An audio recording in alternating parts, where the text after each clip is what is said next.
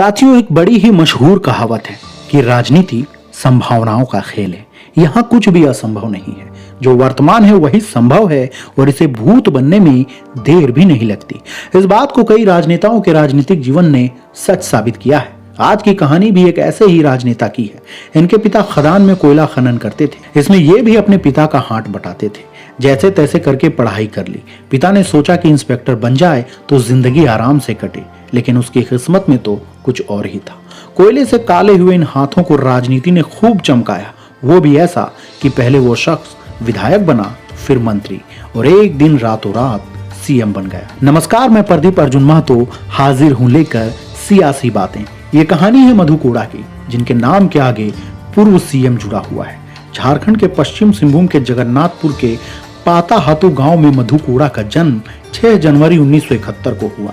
शुरुआती जीवन संघर्षों से भरा रहा, लेकिन आदिवासी इलाके से आने वाले मधु अपनी जिंदगी बदल देना चाहते थे। न सिर्फ अपनी बल्कि अपने आसपास वालों के लिए भी उसने शुरुआत में बदलाव का ही सपना देखा था। यही बदलाव छात्र मधु को ऑल झारखंड स्टूडेंट यूनियन की ओर ले आया।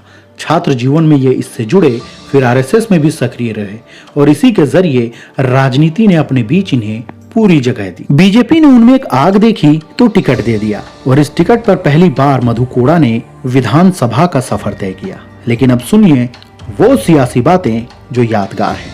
ये साल 2005 की बात है। झारखंड में फिर से चुनाव होने वाले थे। इसी बीच मधु कोड़ा को एक तगड़ा झटका लगा। साल 2005 के विधानसभा चुनाव में बीजेपी ने टिकट देने से इनकार करते हुए मधु कोड़ा का टिकट काट दिया। इस पर कोड़ा ने पार्टी से बगावत कर दी और जगन्नाथपुर के दंगल में निर्दलीय ही मैदान में उतर आए। उस समय उनकी लोकप्रियता का ग्राफ चरम पर था, सो निर्दलीय होने के बाद भी वो कांग्रेस प्रत्याशी को 10,000 वोटों से मात देने में सफल रहे। इन चुनावों के साथ ही झारखंड की राजनीतिक उठापटक का दौर भी शुरू हुआ। राज्य में किसी भी पार्टी को बहुमत नहीं मिला और 13 दिन मुख्यमंत्री रहने के बाद जेएमएम के मुखिया शिबू सोरेन ने पद से इस्तीफा दे दिया। 2 मार्च 2005 को शिबू सोरेन के नेतृत्व वाले कांग्रेस झारखंड मुक्ति मोर्चा गठबंधन को राज्यपाल ने सरकार बनाने के लिए बुलाया, लेकिन सदन में बहुमत साबित नहीं हो सका और सोरेन की सरकार गिर गई। तब एक बार फिर अर्जुन मुंडा ने दावा पेश किया। उनके पास भी विधायकों की संख्या कम थी। कोड़ा ने अपनी शर्तों पर समर्थन दिया, अपने 3 साथियों से समर्थन दिलवाया, जिसके बाद सरकार बन गई और बहुमत साबित हो गया।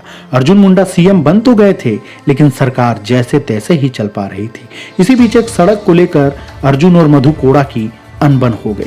मधु कोड़ा विधानसभा में रो पड़े, अपनी ही सरकार पर आरोप लगाए और भाषण खत्म करते ही सरकार से हाथ खींच लिया। अर्जुन मुंडा की सरकार औंधे मुंह गिर पड़ी। राज्य में एक बार फिर राजनीतिक संकट खड़ा हो गया।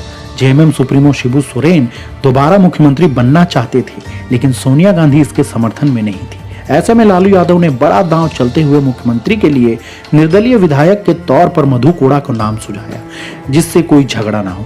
इस पर सहमति बन गई और मधु कोड़ा ने मात्र 35 साल की उम्र में इतिहास रचते हुए 6 दलों के समर्थन से सितंबर 2006 में मुख्यमंत्री की कुर्सी संभाली। इसके बाद कांग्रेस, झारखंड मुक्ति मोर्चा, राष्ट्रीय जनता दल, जौवा Manjhi group, Rashtravadi Congress party, all India forward bloc और 3 अन्य निर्दलियों ने भी मधु कोड़ा को समर्थन दे दिया। इस तरह से निर्दलीय विधायक रहते हुए भी मधु कोड़ा झारखंड के 5वें सीएम बन गए। इस तरह सीएम बनने के कारण उनका नाम लिम्का बुक ऑफ रिकॉर्ड में दर्ज। हालांकि राजनीति की यह उठापटक झारखंड में जारी रही और शिबू सोरेन ने खुद मुख्यमंत्री बनने के लिए इस गठबंधन सरकार से समर्थन वापस ले लिया। सोरेन की जिद के आगे यूपीए के बाकी दलों को भी झुकना पड़ा और 27 अगस्त 2008 को सोरेन ने दोबारा मुख्यमंत्री के रूप में राज्य की कमान संभाली। दोस्तों, आपको ये दी गई जानकारी कैसी लगी हमें जरूर बताएं। हमारे वीडियोस को ज्यादा से ज्यादा लाइक, शेयर और सब्सक्राइब जरूर करें। जय हिंद, जोहार।